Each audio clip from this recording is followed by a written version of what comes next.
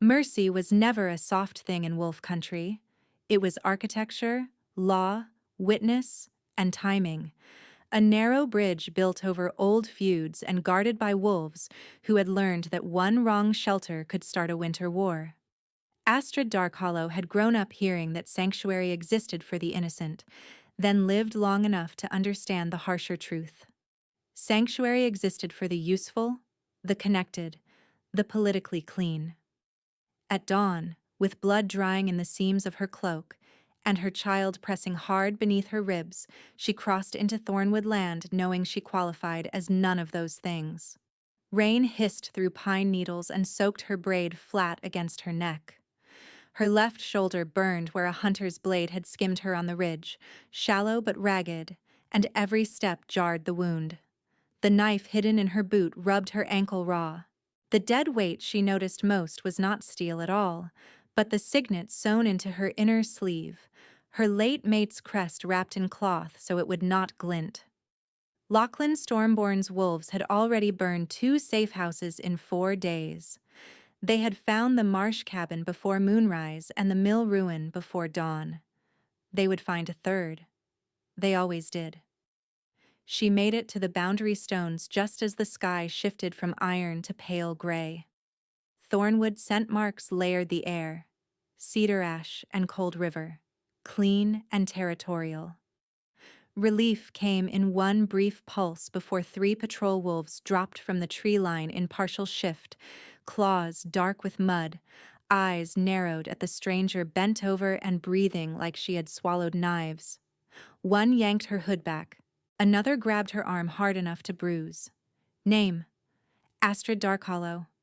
The oldest patrol wolf stared at her belly, then at the blood on her shoulder. You crossed armed. I crossed hunted. His jaw tightened. Same risk to us. They marched her uphill without another word. Not cruel, not kind. Fingers locked around her elbows as though she might dissolve into smoke. She kept one palm over her abdomen whenever she could, a small shielding gesture that no one acknowledged. By the time they reached Thornwood Hall, her boots were leaving diluted rust on the stone. The great room smelled of wet wool, pitch torches, and old authority. Counselors from neighboring packs stood in a crescent around the central ring, cloaks clipped with rank crests and winter sigils. At the head of the room, beneath carved beams blackened by age, sat Jasper Thornwood. He did not wear a crown. He did not need one. He was broad-shouldered, scar down one cheek, hands scarred too, the kind of man built by duty rather than vanity. His gaze landed on her once and remained there, measuring injury, intent, and danger in the same beat. Astrid Darkhollow, one council elder said, voice brittle as bark. Widow of Eamon Vale, formerly bonded to Stormborn Alliance. You arrive bleeding, armed, and unannounced, 7 months with child. Explain. Before she could answer, the heavy doors opened again. A wolf in Stormborn colors strode in with 6 guards, and the smug calm of a man carrying terms, not condolences. Envoy Merrick bowed shallowly toward Jasper and did not bow at all toward Astrid. Alpha Thornwood, he said, my Lord Lachlan sends peace between territories and a practical request. Return the widow. Her grief has become instability. She is a curse marker by Stormborn records and a catalyst for unrest. Surrender her, and border guarantees remain intact. Murmurs moved through the hall, low and hungry. Practical request. Curse marker. Astrid tasted copper where she had bitten her cheek. She had seen this tactic already.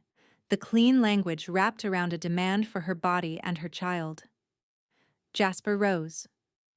She stands in my hall asking sanctuary. Merrick gave a small smile. Then your hall is being tested. Do not confuse a trap with a plea. A counselor in green-gray furs lifted his staff and spoke before Jasper could answer. Given the tension, the regional council invokes review. 3 days. Alpha Thornwood will decide whether to reject this outsider claim and release her to Stormborn custody. 3 days. The words fell like iron links. Astrid swayed once, caught herself, and felt the baby shift sharply as if reacting to the room's hostility. Jasper descended from the dais, boots silent on stone. He stopped in front of her, close enough to inspect the torn fabric over her shoulder wound. "Permission," he said quietly, and waited. The courtesy struck harder than pain. She nodded. His fingers barely touched the edge of blood-stained cloth. Rain, iron, moonflower from the salve rubbed into her skin hours ago. Then the world lurched. Heat and silver pressure slammed through her chest in one violent pull, as if an invisible thread had been hooked through both their hearts and yanked taut. Her pulse stuttered, doubled, settled into a rhythm that was not only hers. Instinct rose fast and terrified, not hunger for possession, but a raw certainty of shelter found at the worst possible moment. Jasper's pupils narrowed. Amber bled bright through his irises. His hand trembled once and withdrew. Around them, guards stiffened as his aura broke outward like a struck bell, a warning that vibrated through bone. Inside her, thought shattered and reformed in jagged fragments. This cannot be happening now. I am still wearing Amon's signet in my sleeve. I am still waking with smoke in my mouth. I am still counting exits in every room. Yet when he stood close, the panic had edges instead of fog, and the child beneath her hand quieted for the first time since midnight. Present tense flooded her mind with merciless clarity. I am exhausted, I am cornered, and my body knows this wolf. I hate that I know it. I need it anyway. Merrick saw the shift and pounced. There, you all saw it. Compromise already. Emotional contamination in your own hall. Astrid lifted her chin, voice rough but steady. Call it what you want. I came for sanctuary, not seduction, and not your permission. The first day of the council ultimatum began with rain and ended in thunder. They confined her to a guest chamber under watch, nominally for safety, practically for optics. She sat on the edge of a narrow bed while a healer cleaned her shoulder and wrapped it with linen that smelled faintly of rosemary. Every knock on the door made her flinch toward her boot knife.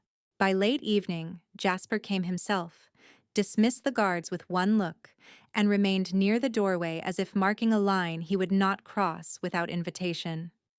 "The council will ask why Stormborn hunts you with this intensity," he said. "I need your full account by dawn." She stared at the firelight slipping over the floorboards and gave him the memory she had been holding in her teeth all day. The breaking point had arrived at the Marsh safe house just past midnight. She had been sorting dried roots with old Mara and quiet Tellin when the hounds started baying beyond the reeds. Mara blew out one lamp. Tellin barred the rear door. Outside, men shouted in Stormborn colors and pounded spear butts against the posts. "Widow!" a voice roared from the dark. "Bring out the bastard, and we let the others walk." Tellin had gone white with fury. "She is mated, and that child has a name." An arrow wrapped in oilcloth slammed into the roof, then another. Fire ran along dry moss and old tar. Smoke poured down in thick, bitter rolls. Mara shoved a bundle at Astrid, hands shaking but efficient. "Sleeve seam. Your mate's signet and map are still there. If they take you, they take roots and winter stores. Go now." Astrid had hesitated 2 fatal seconds, looking at the women who had fed her, hidden her, lied for her. Tellin gripped her face with both hands. "Run, girl. Make this count." She crawled through the root cellar vent, mud up to her elbows, belly dragging against wet boards while cinders snapped above. Behind her, men kicked in the front door, and laughter rose when they found the main room empty. She heard Mara shout a prayer to the moon. She heard a crash. She did not look back. The ridge trail was slick and steep. Twice she fell to one knee. Once pain cinched across her abdomen so hard she had to brace against a birch until it passed, counting breaths through clenched teeth and whispering to the life inside her that she was still moving, still here, By the second hour before dawn, she reached the old mill ruin that had been her fallback. Its north wall was blackened, rafters collapsed inward, storm-born brand carved into the surviving beam. Second safe house gone, no ambiguity left. No one was merely searching for a witness. They were erasing every place she might survive. She chose Thornwood because Eamon had once said, half drunk and wholly sincere, that Jasper Thornwood treated law like a blade sharpened on both sides. Dangerous, but fair. She chose Thornwood because every other border meant capture by noon. She chose Thornwood because children could not eat promises, and Lachlan had already begun tightening grain routes. If she disappeared, he would own the river pass and call it governance. When she finished speaking, the chamber had gone very still. Jasper stood with one hand on the mantel, jaw tight, gaze fixed on the fire as if mapping consequences in the sparks. At last he looked at her. 3 days, he said, voice low. That is what they gave me. Thunder rolled over the hall. He held her gaze, and for the first time since the marsh burned, Astrid felt the shape of a future that was not only flight. I will use all 3. Astrid did not thank him. Gratitude had become a currency she could not spend without risking debt, and she had no room left for debt. She only lifted her gaze to his and said, using them for what? A rejection clean enough to spare your borders? Or a fight you cannot win if the council turns? Jasper crossed the room and set a folded document on the table between them, not close enough to crowd her, not far enough to seem evasive. For law, he said, for witness, for timing. Rain struck the shutters in hard diagonal bursts, and his voice stayed steady beneath it. Lachlan's envoy wants speed because speed blurs detail. If they force judgment tomorrow, he gets you and claims procedural legitimacy. If I hold the line for 3 days, I can demand open testimony, verify records, and call River Pass scouts under oath. He is counting on hunger and fear. I am counting on process and patience. She almost laughed, though it came out like a tired exhale. Process and patience do not stop hounds. No, he said. Walls, sentries, and my command stop hounds. Process makes sure they cannot return wearing council sanction. He held her gaze without flinching from her anger. Tell me every face you saw at the boundary when you entered Thornwood. Every patrol insignia. Every scent you recognized. I need the first encounter exactly as it happened. The request was practical. The effect was not. Her pulse climbed anyway, because precision meant belief, and belief had become rarer than mercy. She braced her forearms on her knees, breathed once, then let memory pull her backward into the wet gray edge of dawn. The boundary stones were slick with moss, she said. 3 wolves dropped from the tree line, 2 in partial shift. 1 fully human but carrying iron cuffs. The oldest had a split left ear and a Thornwood knotwork brand at his throat. No stormborn scent on them. No hidden second team. They smelled like cedar smoke and river clay. Her mind sharpened as she spoke, each detail surfacing with painful clarity. She remembered the way the youngest patrol wolf watched her boots, tracking whether she could run.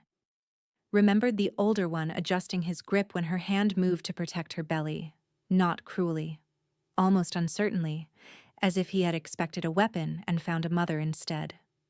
The path to the hall had climbed through black pines where old prayer ribbons snapped in the wind, and every 10 paces she had marked exits out of habit. She had catalogued rooftops, blind corners, arrow slits. She had also catalogued something harder to name. No mocking laughter, no deliberate jostling to trigger pain, no comments about her child. Suspicion? Yes. Contempt? Not yet. The patrol captain asked my name once, she continued. When I said it, his shoulders locked. He recognized it from stormborn notices. Still brought me in alive. She looked up at Jasper. Your people were wary. They were not hunting sport. His jaw eased by a fraction. Captain Bren will hold that line even if half the council spits at him for it. Then he will pay for my presence. He already has, Jasper said. So have I. The quiet after that admission stretched, taut, but not hostile. Wind shoved at the shutters again. Astrid shifted, and pain snagged along her bandaged shoulder, a sharp warning that made her inhale through her teeth. Jasper noticed. The healer packed rosemary and willow bark, he said. It will dull the burn, not erase it. The wound should be cleaned again before midnight. He paused, and she saw the discipline it cost him to keep his hands still at his sides. I can do it now if you permit. She should have refused. Distance was safer than hope, and hope had buried enough of her dead already. Yet he had asked each time. Asked, waited, accepted the answer. That courtesy had become a small shelter of its own. Do it, she said. He moved to the table, poured warm water into a basin, and brought fresh linen. He remained in front of her until she nodded again, then stepped behind her left side where she could still track him in the mirror nailed to the wall. His fingers worked at the knot with a care that made her throat tighten unexpectedly. No claim, no display, only concentration, as if this mattered because she mattered, and not because a council might be watching from shadows. An hour had passed since the thunder first rolled over Thornwood Hall, and the storm had settled into steady rain when he peeled back the linen. Cool air touched the torn skin. She set her palm on her abdomen and waited for the sting. His knuckles brushed the edge of her collar as he cleaned away dried blood. Moonflower rose faintly from the old salve. Rain and cedar from his skin wrapped around it. The bond struck again. It was not gentler for being expected. Heat rushed through her chest and down her arms in a bright, urgent wave, then tightened into a rhythmic pull low behind her ribs, matching the beat of another heart close enough to hear. Her breath hitched. Jasper's came in a sharp intake that he failed to hide. In the mirror, amber flooded his irises, vivid and feral, and the room seemed to narrow until there was only breath, pulse, skin, and that silver thread drawing taut between them. Astrid gripped the edge of the chair. Panic rose first, clean and familiar. I am still in mourning. I am still carrying another man's child. I am still learning the shape of my own fear. This cannot ask me for tenderness now. Yet another truth moved beneath it, relentless as tide. I am not breaking under his scent. I am steadying. The baby has gone still in that listening way, as if hearing something I cannot. I know danger. I know coercion. This is neither. This is a door I did not seek and cannot pretend is not open. Jasper set the cloth down because his hand had started to shake again. He stepped back exactly one pace, eyes fixed on hers in the mirror, and every muscle in his frame looked strung between restraint and instinct. Astrid, he said, voice roughened to near growl, I need you to hear this clearly. I will not touch you again tonight unless you ask. She turned slowly to face him fully. The movement pulled the wound and she winced, but she did not look away. You think distance will quiet it? No, he said. I think choice will keep it honest. The statement landed deeper than any vow. Choice. Honest. Words that had been absent from too many halls, too many bargains struck over her life by men who praised order and practiced ownership. Their eye contact held, unbroken, and for several long heartbeats, she could read what he did not speak.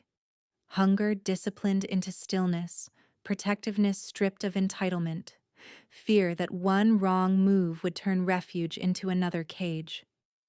In him she saw not only an alpha defending territory, but a man calculating where to stand so she never had to brace for impact.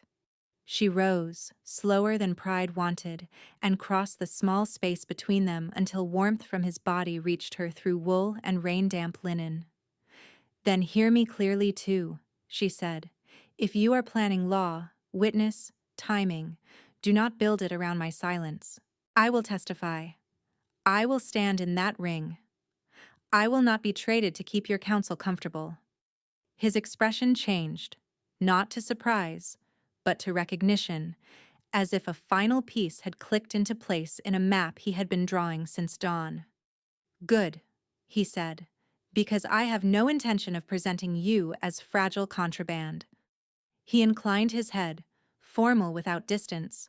"I intend to present you as credible, wronged, and under my protection until verdict." "Under your protection," she repeated, testing the phrase. "Under my shield," he corrected. "Not my ownership." Something tight behind her ribs eased for the first time in weeks. Not gone. Never gone that quickly. But loosened enough for breath to move cleanly. A knock came at the door. 3 measured taps. Jasper opened it halfway. Captain Bren stood there soaked to the shoulders, a leather packet in one hand and mud on his boots. "Message from Riverwatch," Bren said. "Stormborn raiders holding the grain pass with 20 at least. 2 of ours confirmed captured, alive." Jasper took the packet, broke the seal, scanned, then looked back to Astrid. No softening. No shielding from hard facts. "This is why Lachlan wants you handed over before the 3rd day," he said. "He needs us desperate and divided." Astrid stepped forward until Bren could see her over Jasper's shoulder. Were the captured scouts wearing Thornwood iron pins on the cuff? Bren blinked, then nodded. "Yes." "Then they are officers, not runners," she said. "They will know route ledgers and winter allotment calculations. Lachlan will pressure them for numbers, then blame shortages on this pack when villages go hungry." She kept her voice level. "If you retrieve them, keep them separate before testimony. Raiders coach stories when captives share a cell." Bren looked to Jasper, received a short nod, and thumped fist to chest in acknowledgement. "I will set it." When the door shut again, Jasper folded the river report once, precise, controlled. "Day 1, he said quietly. "We gather proof and protect witnesses. Day 2, we force precedent in open chamber. Day 3, we end this in front of everyone." Astrid lifted her chin, feeling the bond hum low and steady now, less like impact, more like alignment. Fear remained. Grief remained.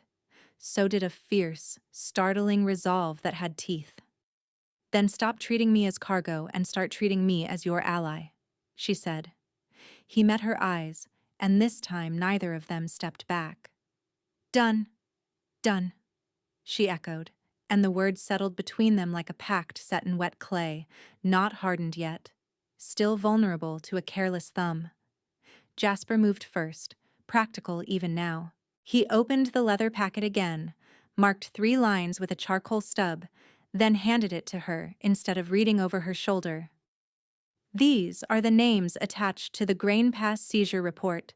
2 captains, 1 quartermaster. No casualty notation yet. Bren will need your memory of Stormborn chain of command if we question them under oath." He watched her scan the page, then added, quieter, "You are limping. I noticed. You are also shaking. I noticed that too." His mouth almost shifted, not quite a smile. "Pride is useful in councils, less useful against blood loss."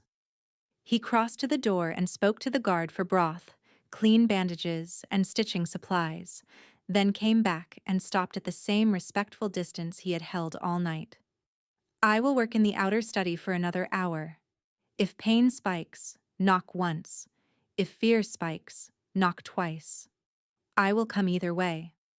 She should have dismissed him. She should have said she had survived worse without witness. Instead, she nodded, because her body was already tallying exits and heartbeats and risks, and the one risk she could not classify yet was kindness. When he left, she sat alone with the report and the rain. Wind pressed against the shutters in slow, relentless pulses. The room carried layered scents.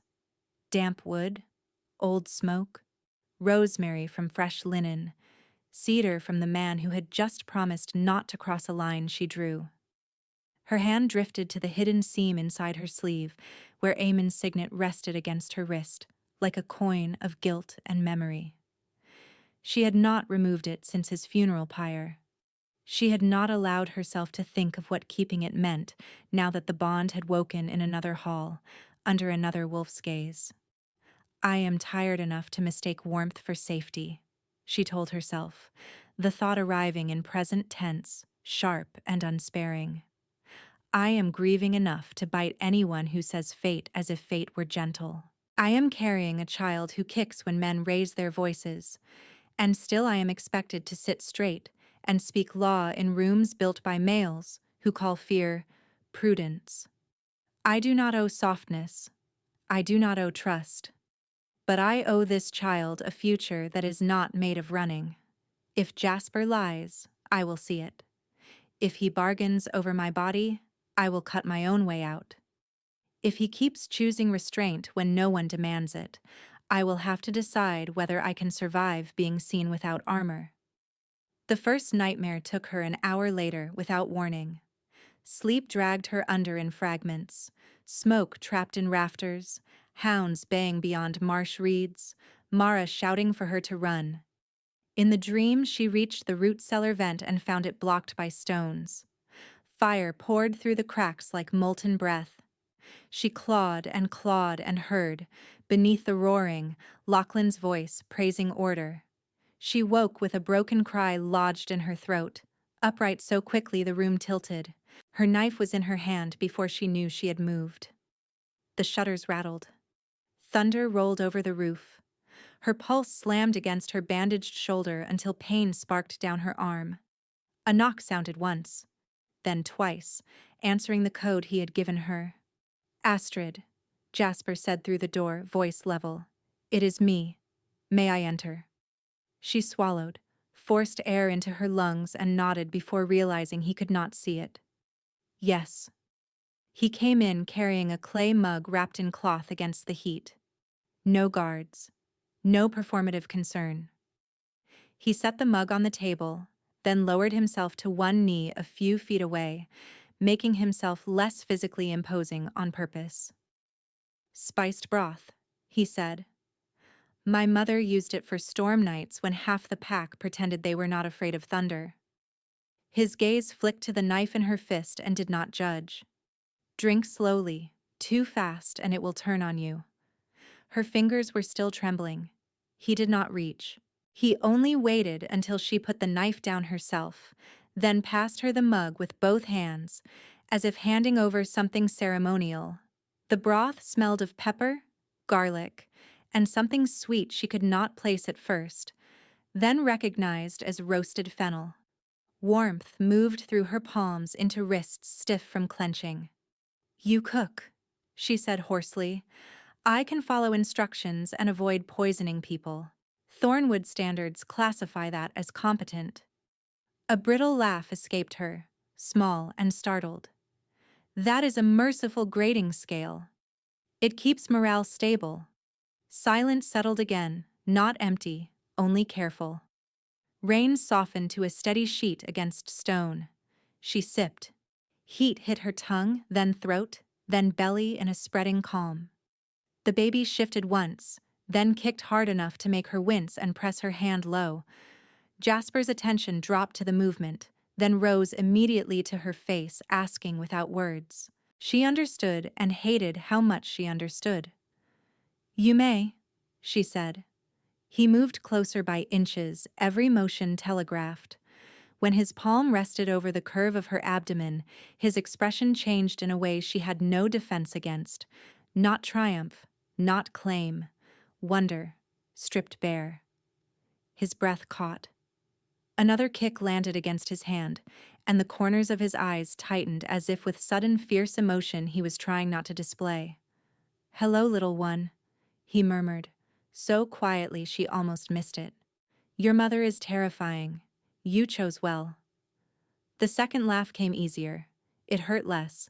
He removed his hand first and leaned back, giving space as if returning something borrowed. Then his gaze snagged on her cloak, draped over the chair, clasp bent and half torn where someone had grabbed it on the ridge. "May I?" he asked, nodding toward it. "It is only a clasp." It is metal near an open seam, in rain that catches and rips. When she handed it over, he sat on the floorboards, broad shoulders hunched in concentration that looked almost absurd on a man who could command war bands with a glance. He threaded a needle once, failed, cursed softly under his breath. Tried again. "I can negotiate treaty language in 3 dialects," he said. "Needles remain unconvinced by my authority." She watched him squint at the tiny hook and felt the tight knot behind her ribs loosen by one careful turn. "That is the first honest thing I have heard in a council hall all week." He finished the repair with stubborn precision and returned to the cloak, the stitches not pretty but secure. "I promised honesty," he said. "It would be poor strategy to begin with embroidery lies." She drank the last of the broth while stormlight flickered at the shutters. No one reached for her. No one asked her to perform gratitude. When exhaustion finally dragged at her eyelids again, Jasper stood. "I will stay outside your door," he said. "Not inside. If you wake bad again, knock. If you wake and want silence, I can provide that too." "You will not sleep." "Not tonight." "Because of the bond?" His answer came after a beat. "Because Stormborn has burned 2 shelters and I have one guest who deserves to see dawn." By first light, she woke to pale gray seeping around the shutters and the scrape of boots shifting in the corridor. One steady cadence she could identify now without looking. He had kept watch. No witnesses, no audience, no leverage gained from it. Just watch. Later that same afternoon, when the rain broke into cold mist and council horns called the second hearing, Astrid walked into the great room with her repaired cloak clasped at her throat and Jasper at her left shoulder, not touching. Close enough that every elder noted the distance and understood it was chosen. The chamber was fuller than before. Elders from river settlements had arrived, faces pinched by grain anxiety. Scribes unrolled fresh parchment at low tables. Near the central ring, an empty envoy place held a broken seal message tube stamped with Merrick's mark, his earlier demand for rapid judgment already copied for the record. Torches threw hard light over carved beams and wet stone. Astrid felt eyes land on her belly, her shoulder, the crease between her brows. She kept her spine straight and her breathing even. Councillor Hadrian of Grayfen struck his staff once. "Given escalating risk and reports of instability, we move for temporary confinement of Astrid Darkhollow until final disposition. Is there objection?" "Define confinement," Jasper said. "Restricted quarters, guarded movement, medical inspection every watch." The phrase medical inspection soured the air. A female elder she did not know stepped down from the crescent with a healer in tow, palms already raised as if to touch without asking. "We must assess the pregnancy for signs of curse contamination," she said, clinical and cold. "Stand still, widow." Astrid took one step back on instinct. The elder stepped forward anyway, fingers reaching toward her abdomen like she was inventory. Jasper moved between them so fast torchlight seemed to shear around him. One moment the elder's hand was extended, the next it hovered inches from his chest instead of hers. His voice dropped, controlled and lethal. "No one touches her without consent in this hall. Not healer, not elder, not envoy. Blood law applies." A murmur rippled outward, shock and anger braided together. Hadrian's mouth thinned. "You overreach. She is under review." "She is under my shield," Jasper replied. He did not raise his volume, yet the room quieted to hear. "Cedar Articles, War Widow Protection Clause, line 19. A displaced bonded female carrying a dependent heir may not be handled, confined, or transferred absent proven immediate harm, witnessed by 3 neutral alphas and recorded in open chamber. You have none of that. What you have is fear wearing procedure." Hadrian tapped the copied statement beside the broken tube. Envoy Merrick's morning submission says, "Convenient that you found precedent the moment she scented like your mate." Jasper kept his gaze on the crescent. Convenient that Stormborn found concern for lawful process the moment extortion was challenged. The exchange should have spiraled.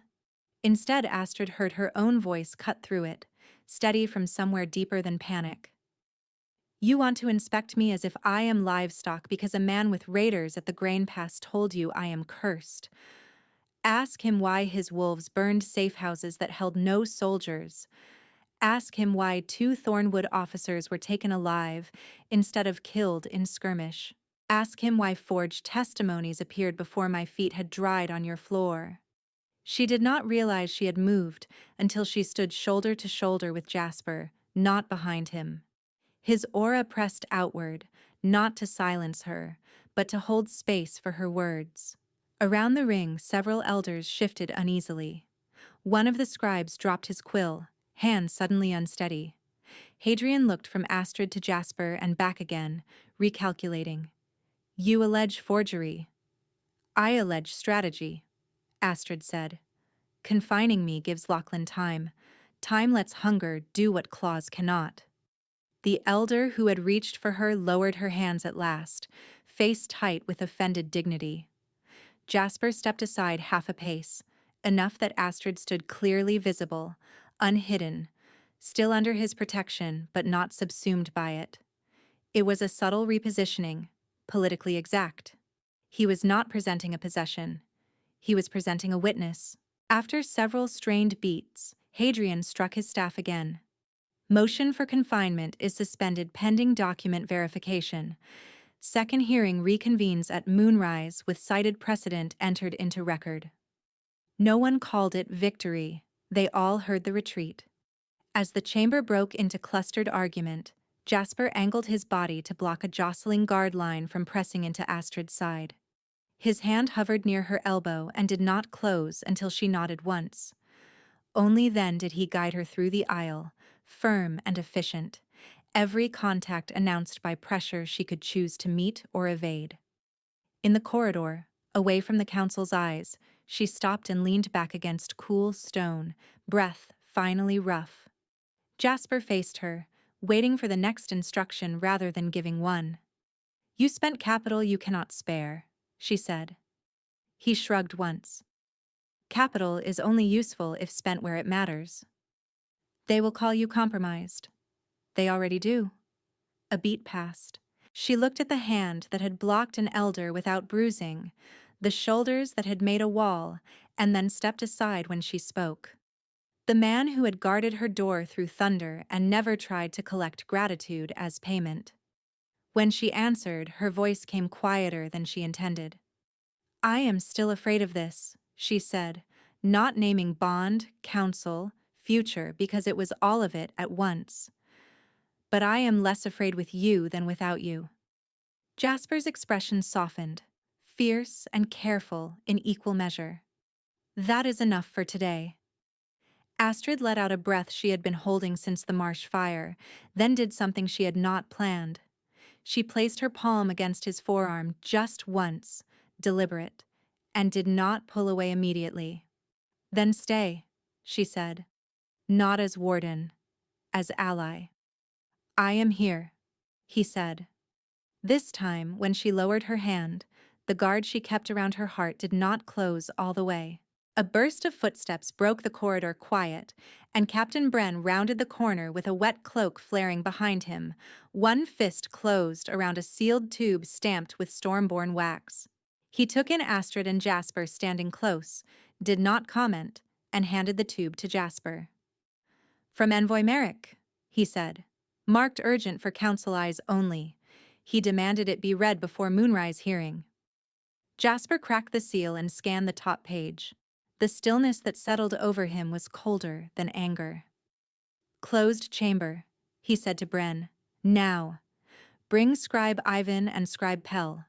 Bring the council copy of Eamon Vale's death inquiry. And post 2 guards on Astrid's door who answer to you, not to Hadrian." His gaze shifted to Astrid, steady and intent. "You should hear this in full." The records chamber smelled of lamp oil, dust, and old vellum, with slate walls that held the day's chill even as hearth coals ticked and settled in the corner brazier. Jasper laid 3 documents side by side under the lamplight, his scarred finger tapping each title as if pinning prey to a board. The first was sworn testimony claiming Astrid had sent her late mate to a false rendezvous before he was killed. The second was a copied prophecy fragment, unsigned, warning that the Thornwood Alpha's true mate would break his line before winter. The third was an emergency trade memorandum offering immediate grain relief to any council that complied with Stormborn custody petitions. Lachlan is not trying to kill you in the dark, Jasper said. He is trying to make your surrender look lawful, inevitable, even compassionate. He met her eyes without softening the truth. If he brands you unstable and me compromised, he can absorb Thornwood's river rights under council vote. The pass feeds 3 packs through winter. Control that, and he controls loyalty. Astrid read the first statement again, jaw tightening at each fabricated line. It named details no outsider should know: the marsh route, Eamon's gray travel cloak, the hour before dawn. Lies wrapped around kernels of truth so cleanly she could feel the intended effect, the way doubt would spread among wolves already frightened by empty storehouses. "Who wrote this?" she asked. "Knew our records." A knock sounded. Scribe Even entered first, thin and composed. Then Pell, heavier set and sweating despite the cold room. Jasper did not sit. "Read the signature line," he told Ivan. Ivan bent over the page and swallowed. "It bears my mark," he said carefully, "but this is not my hand." "Not mine either," Pell said too quickly. Astrid stepped closer and angled the parchment toward the lamp. The ink had a faint green cast when it caught firelight, a trait she had seen once before in Thornwood supply logs because the pigment came from river lichen, expensive and uncommon. "This ink is from your archive stock," she said. "Stormborn envoys do not carry it in field kits." Pell's gaze flicked to the door, then to Jasper's hands, then down to the floor. Silence stretched until it frayed. Jasper's voice dropped to a hard, quiet line. "Pell." The man folded. Not dramatic, not defiant, simply collapsing into a chair like his knees had forgotten their purpose. "He said no one would be hurt," Pell whispered. "He said it was only timing pressure, that councils needed direction before panic. He paid in silver and grain notes, for my sister's children." He scrubbed a hand over his mouth. "I copied what they gave me. Ivan did not know." "What did they give you?" Astrid asked. Pell looked at her and then away. "Testimony draft, prophecy scrap. Names of elders most likely to fear famine, and one instruction repeated 3 times. His voice thinned. Make rejection feel like duty. By the time Pell's confession was entered and signed, dusk had begun to pool in the high windows, turning the glass to bruised violet. Jasper locked the forged pages in an iron coffer with 2 keys, keeping one and handing the other to Bren in front of both scribes. "If either key leaves assigned custody, we announce tampering in open hall," he said. "No private corrections, no quiet edits. We drag this into light." Astrid stood beside the brazier while the room emptied, heat licking at her shins, and watched Jasper re-roll the prophecy fragment with precise, controlled movements. She had seen men rage. She had seen men posture. What unsettled her now was his discipline, the way he treated each lie as a tactical problem to be solved, without losing sight of the person the lie was meant to crush. He looked up. "You were right in the corridor," he said. "This was strategy." She gave a short nod. "And now?" "Now he presses faster. We exposed one scribe, so he will apply pressure where law is weakest." Jasper set the tube aside. "Food fear, public rumor, emergency motions." Astrid pressed her palm to the hidden seam in her sleeve, feeling the stitched edge that held Eamon's signet and map. Present tense rose in her mind, relentless and clear. I am standing in a warm room and my hands are cold. I am hearing my dead mate's name in forged ink and not breaking. I am looking at a man I did not choose a week ago, and trusting his judgment with the child beneath my ribs. Grief does not vanish because new tenderness exists beside it. Fear does not vanish because someone says shield. But fear can be harnessed, grief can be carried. If Lachlan wants duty, I will show him duty with teeth. She lifted her gaze. Then we give the council a stronger duty first. Jasper studied her for a beat, then stepped closer, stopping just short of contact. I need one more thing from you before moonrise, he said. The seam in your sleeve. You told me Mara hid signet and map there. If we can verify route markings against river treaties, we tie Lachlan's raids to motive, not rumor. Astrid unfastened her cloak and turned the cuff toward him. Cut from the inside, she said. Mara stitched double thread. If you pull wrong, the map tears. He drew a small blade and knelt, his forearm brushing her knee once as he worked. The blade moved with surprising delicacy through old stitches, and when the seam opened, a cloth-wrapped bundle slid into his palm. He handed it back to her instead of opening it himself. Choice. Again. Inside lay Eamon's signet, and a waxed strip of parchment marked with grain roots, storage pits, and side channels around the pass. 3 locations bore a tiny notch beside Stormborn patrol marks, notches Eamon had used for unsafe undercurrent command. Astrid stared until the marks blurred. Eamon had known. He had known Lachlan was redirecting supply control months before his death.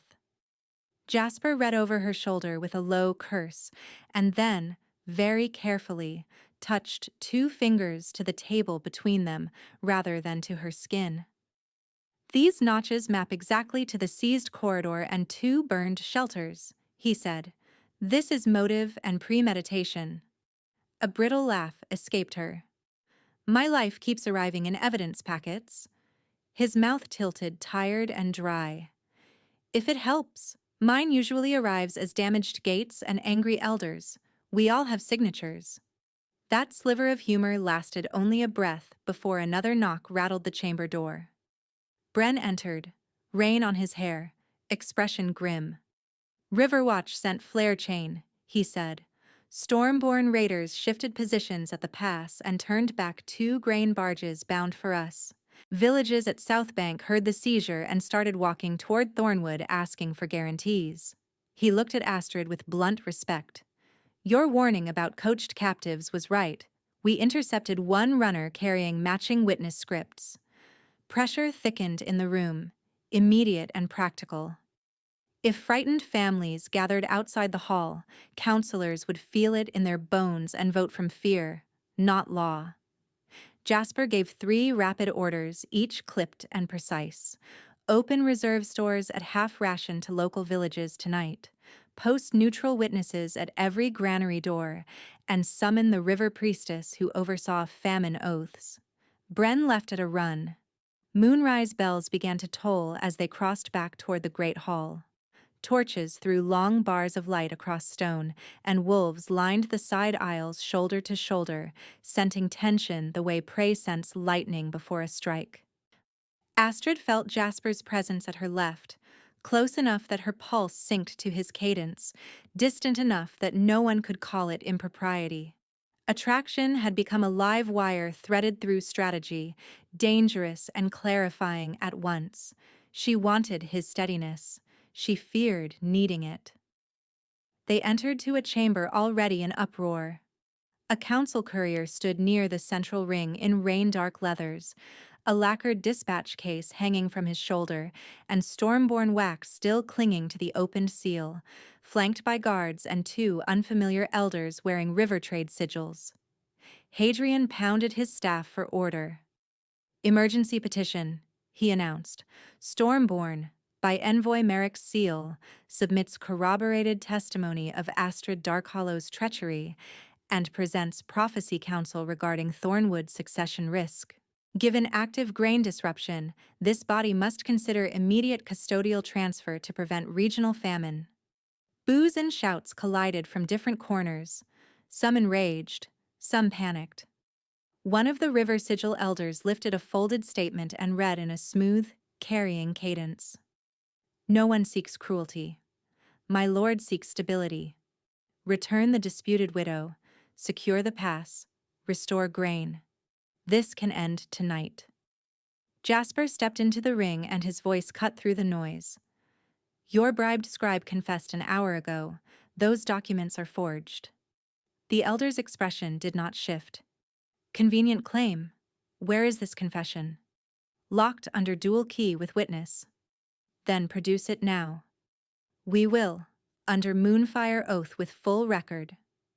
That phrase stirred another wave of shouting, because Moonfire oath was rare and costly and left marks on liars. Hadrian hesitated, trapped between procedure and fear. While he hesitated, a side door banged open and a guard stumbled in, breathing hard. Lower granary breach, he shouted. Smoke in the east stores, 2 men down from sap darts alive, and the south gate is packed with villagers demanding food writs. The chamber detonated into motion. Elders surged toward the floor. Scribes scrambled for their kits. The courier by the ring did not move. He simply watched chaos spread with blank, trained calm, while the proxy elder kept the sealed statement raised like a warrant. This was Lachlan's strike. Not one blade, but 3 pressures at once, each legal enough to defend and brutal enough to corner. Astrid felt a hand clamp her upper arm from behind. She twisted on instinct, driving her elbow back. Scribe Pell reeled, not wounded badly but stunned, his other hand closing around the edge of her open cuff where the map cloth showed. I only need the parchment, he hissed, desperate, eyes wild. They said they would spare my family if I delivered it. Jasper moved with lethal speed, wrenching Pell away and shoving him toward Bren's arriving guards. Chain him, Jasper snapped. Separate cell, no contact. The River Sigil elder seized the moment, voice ringing out over the din. There. More tampering, more confusion, more violence in this hall since she arrived. How many signs do you require? Hadrian struck his staff until silence fractured into jagged pockets. Emergency order, he called, face gray. Pending Moonfire adjudication at first light, Astrid Darkhollow is to be remanded to council holding under neutral watch. Alpha Thornwood is barred from private contact to prevent influence claims. Any refusal will be treated as contempt during famine emergency. The words hit like a dropped gate. Neutral watch in this chamber meant whoever Hadrian chose, and Lachlan had already bought at least 1 scribe. Jasper's posture locked, fury held on a razor edge, because defying the order now could hand Merrick the exact narrative he wanted. Astrid tasted smoke in the air from the breached granary and heard, far beyond stone walls, the low roar of hungry wolves gathering at the south gate. Real danger had arrived in formal language and firelight both, and by dawn, they meant to put her in a cell, where law could be bent out of sight. Astrid did not wait for Jasper to object. The order for remand was still hanging in the rafters when she stepped out of his shadow and into the center of the ring. Cloak open, cuff seam exposed where Pell had tried to rip the map free. No holding cell, she said, voice carrying farther than she expected. If this council wants truth, invoke Moonfire now. Trial by oath. Full witness. No private custody. No dawn delay. No vanished evidence. The uproar thinned into startled silence. Hadrian stared at her as if she had spoken in a dead tongue. Jasper's jaw tightened, but he did not pull her back. Merrick, the Stormborn envoy near the ring, lifted his chin. Procedure does not bend because a frightened widow demands spectacle. Astrid turned toward him. Procedure already bent when forged testimony entered this chamber under your seal. She raised her left arm and ripped the loosened seam fully open, letting the waxed map strip fall into her palm. This came from my sleeve, stitched there before your raiders burned the marsh shelter. Eamon Vale marked Stormborn seizures months ago. If I am lying, Moonfire will mark me first. She looked to Hadrian again. If I am telling the truth and you lock me away tonight, you become accomplices by cowardice. A council elder near the back muttered a prayer.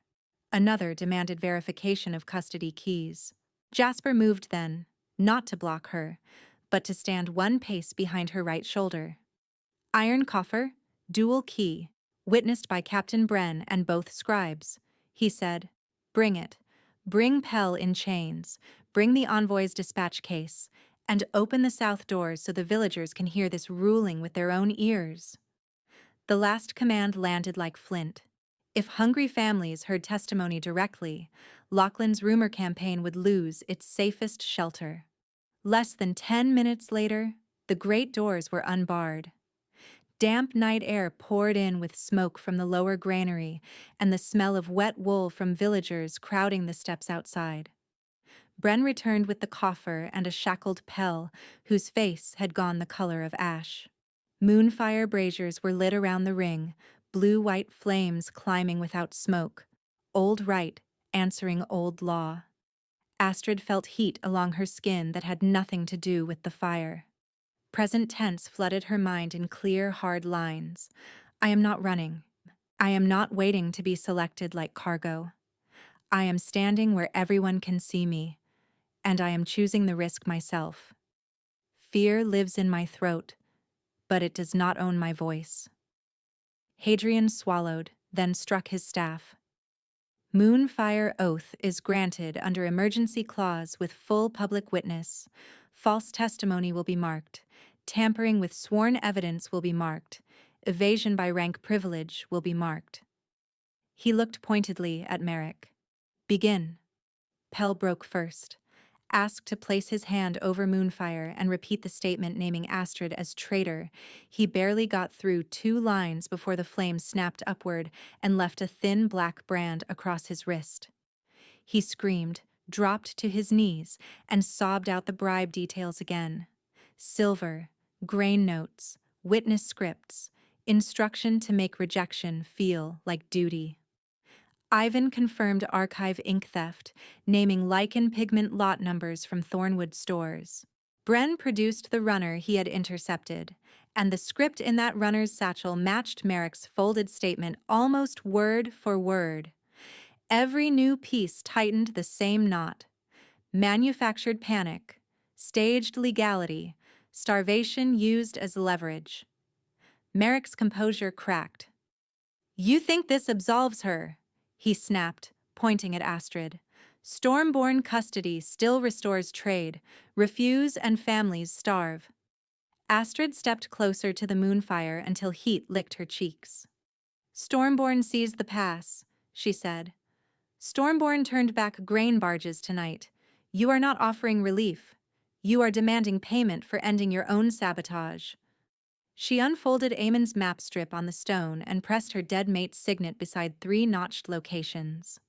"These marks match the seized corridor, the burned shelters, and the false treaty lines in your dispatch case. Open it." "Denied," Merrick said. "Then I open it under oath," Jasper answered and sliced the case strap. Inside, beneath formal petitions, lay 2 ledgers with Lachlan's crest pressed in red wax, entries detailing diverted grain, raider allotments, and bounty lines for widow retrieval with heir. A collective hiss moved through the hall. Even Hadrian flinched. The side doors slammed inward before anyone could seal the verdict. Lachlan Stormborn strode into the chamber in rain-dark armor, sword bare, 24 wolves at his back in partial shift, command torque gleaming at his throat. "Enough theater," he said. "Seize her." His gaze locked on Astrid with cold satisfaction, as if the intervening weeks had been an inconvenience, and this was merely the final collection. "You had your run, widow. Bring me the child and the map." Villagers shouted from the threshold. Guards surged. Moonfire wavered under the shock of so many bodies moving at once. Jasper intercepted the first Stormborn wolf with a shoulder strike that sent both of them crashing into a brazier stand. Iron rang against stone. Bren rallied Thornwood guards into a wedge to keep the crowd from being trampled. Hadrian bellowed for council guard neutrality and was ignored by both sides. Lachlan came straight for Astrid, blade angling low, fast, professional. She pivoted, pain flaring along her shoulder, and caught his wrist with both hands just long enough to spoil the line of the strike. "Still clawing," he said, breath hot with contempt. "You were always spoil." He shoved, trying to drive her backward toward his wolves. Jasper hit him from the left, and all three went down hard, sliding through scattered coals and splintered wood. Lachlan's men tried to encircle. Astrid kicked free, grabbed the signet blade she had hidden at her waist, and saw what Lachlan had planned for his true insurance. At the edge of the hall, two Thornwood scouts hung bound to a treaty rope line looped through an iron ring, gagged, wrists tied with storm-born knots. Alive. Captured officers turned into bargaining props. Lachlan had brought witnesses to silence them before Oath could touch them. Astrid ran for the ring line, ducked a wild swing from a raider, and slashed the treaty rope with Aemon's signet blade. The fibers snapped. Both scouts dropped, coughing, one already ripping his gag free as Bren's soldiers hauled them behind shield cover. "River Pass seizure under Lachlan's direct order."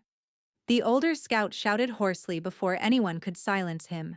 Barges turned by his mark, villages threatened unless Thornwood surrendered Astrid. The second scout raised bound hands toward the council crescent. "I carried his ledger myself. Crest and numbers match." That testimony broke the last pocket of uncertainty. Several neutral elders began shouting for chain sanction. Stormborn wolves hesitated, looking from moonfire marks on Pell's wrist to the exposed ledgers, to Lachlan now trading brutal close strikes with Jasper in the center ring. Lachlan fought like a cornered commander, efficient and vicious, but his focus kept snapping toward Astrid, not the man trying to put him down. That fixation cost him. Jasper trapped Lachlan's sword arm, drove an elbow into his chest, wrenched the weapon loose, and kicked it spinning across the stone. Lachlan lunged unarmed anyway, claws extending, snarl tearing through his words. "You are still prey." Jasper slammed him to his knees at Astrid's feet, one forearm across Lachlan's throat, the other hand locking the command torque. "Not prey," Jasper said, voice like iron dragged over stone. "Not ever." He twisted. The torque snapped with a sharp metallic crack that echoed to the open doors.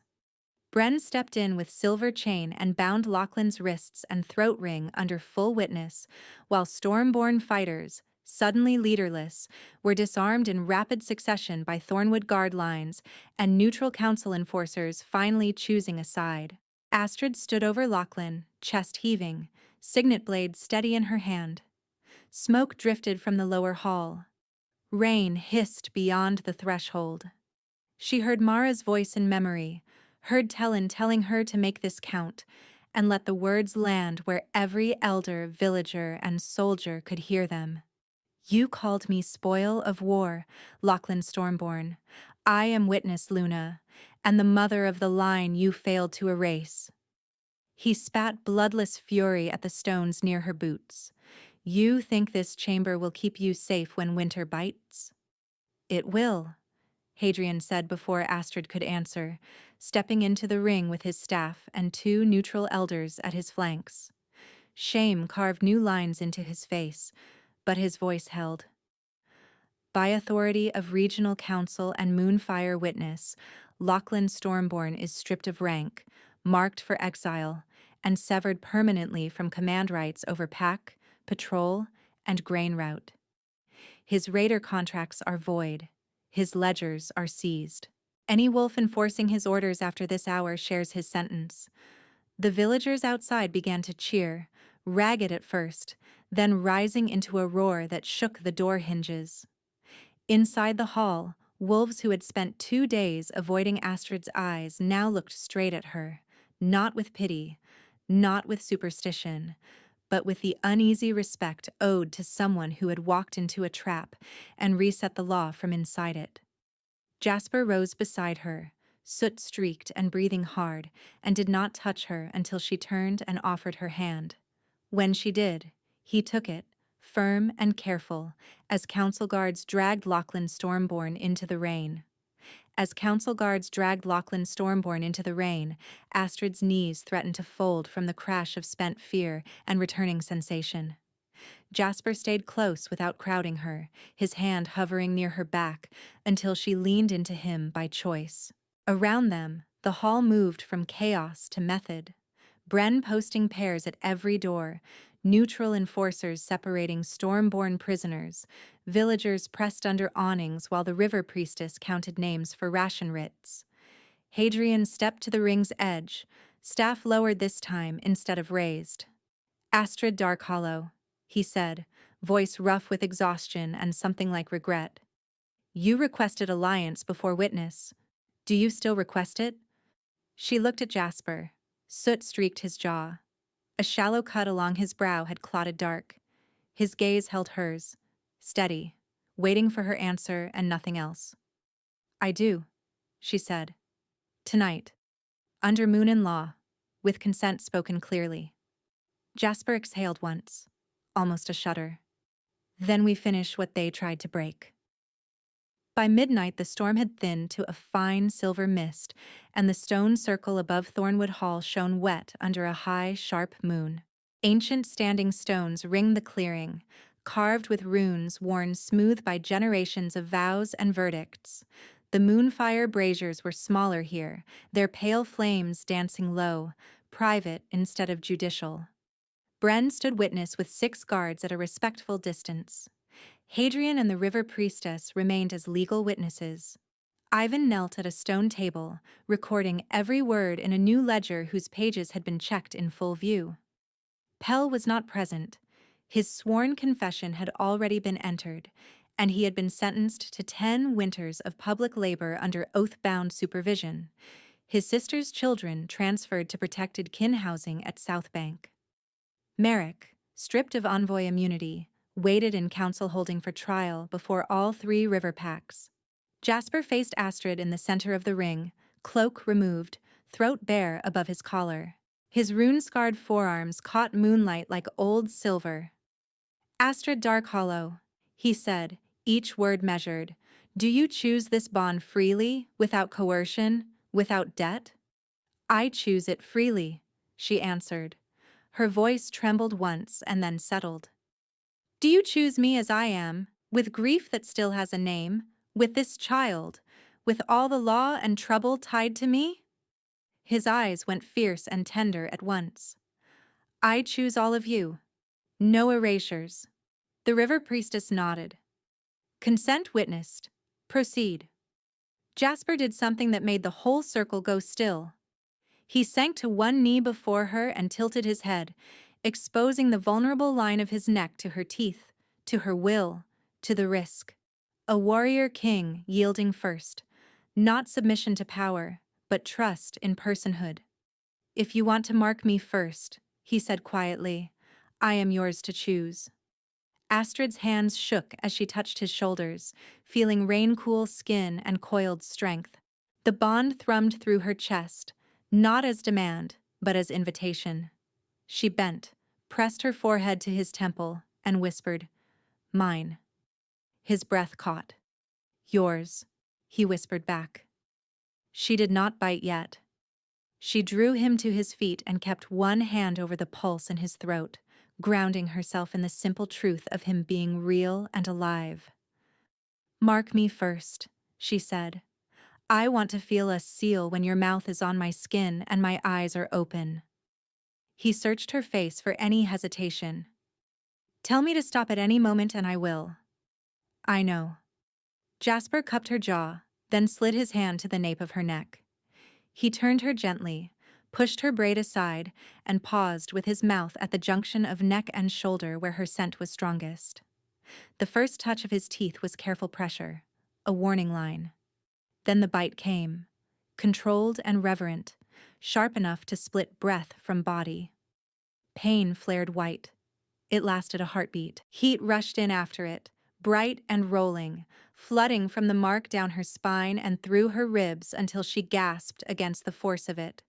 The tight grief knot she had carried for months loosened under that tide, not erased, not betrayed, simply held by something strong enough to share its weight.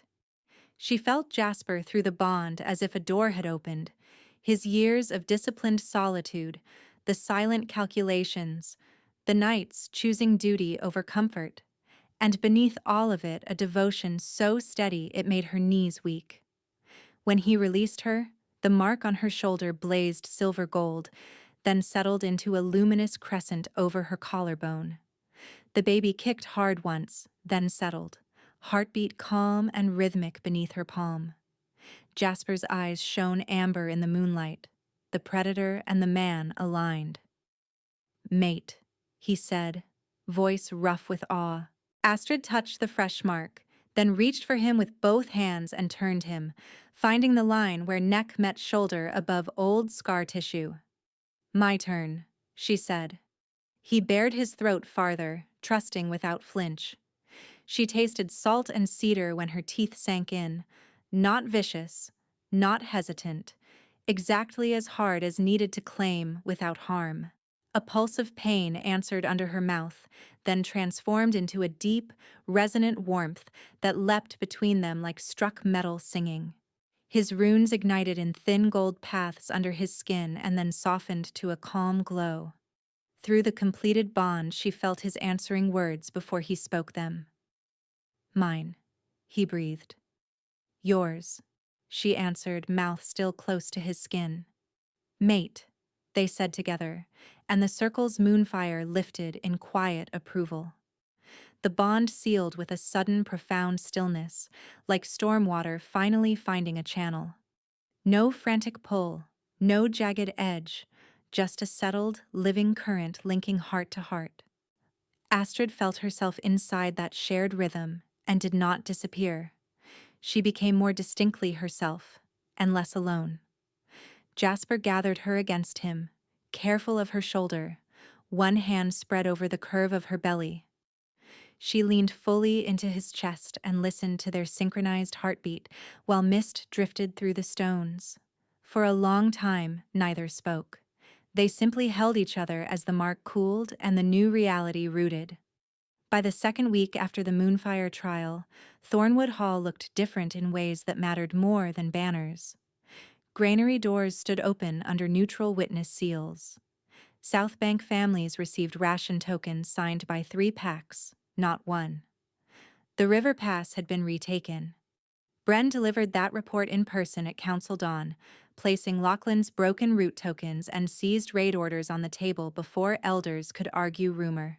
The 2 rescued scouts were restored to rank and reassigned to train mixed pack patrols, so no single alpha could choke the corridor again. In the great room, before every elder who had doubted her, Astrid stood beside Jasper for the public claiming right. She wore dark wool trimmed in thornwood silver, her pregnancy visible and unhidden, Amon's signet no longer hidden in a sleeve, but mounted in the memorial wall with full honors after its map evidence had been copied into the regional archive. Ivan read the archive entry aloud so no one could later claim missing pages. Forged testimonies logged, green lichen ink source confirmed, dispatch case and ledgers sealed. Prophecy fragment identified by the river priestess as a deliberate truncation of an older line that actually read, "The true mate ends the tyrant's line before winter." Hadrian himself repeated that correction to the chamber and bowed his head to Astrid before he bowed to Jasper. Jasper set a silver circlet on her hair, then touched the mating mark at her shoulder with 2 fingers. "Co-ruler," he declared, "Luna by law, by witness, and by my chosen vow." The hall answered with the old response, first from Bren, then from the guards, then from villagers and elders together. Luna. When spring finally opened the valley and river ice broke into bright moving bands, Astrid labored in the upper birthing room with the river priestess, 2 Thornwood healers, and Jasper at her side counting breaths with her through every wave. No panic. No shouted orders. Just work, sweat, pain, and his hand anchoring hers whenever the room narrowed to effort and light. At dawn, their daughter arrived strong-lunged and furious, with dark hair damp against her head and tiny fists already clenched around life. Jasper laughed through tears he did not hide. He wrapped the child in a soft gray blanket and placed her in Astrid's arms before the gathered pack at the threshold. "Witness," he said, voice carrying down the corridor where children from Southbank and Thornwood clustered shoulder to shoulder. "Strength in this house will be measured by what we protect, not what we dominate." Astrid looked down at her daughter, then up at her mate. The bond between them hummed, calm and enduring, threaded with memory of fire survived and peace built deliberately, day after day. She leaned into Jasper's shoulder as their child settled against her chest, and the three of them stood in morning light while their pack bowed, not to fear, but to a future finally chosen.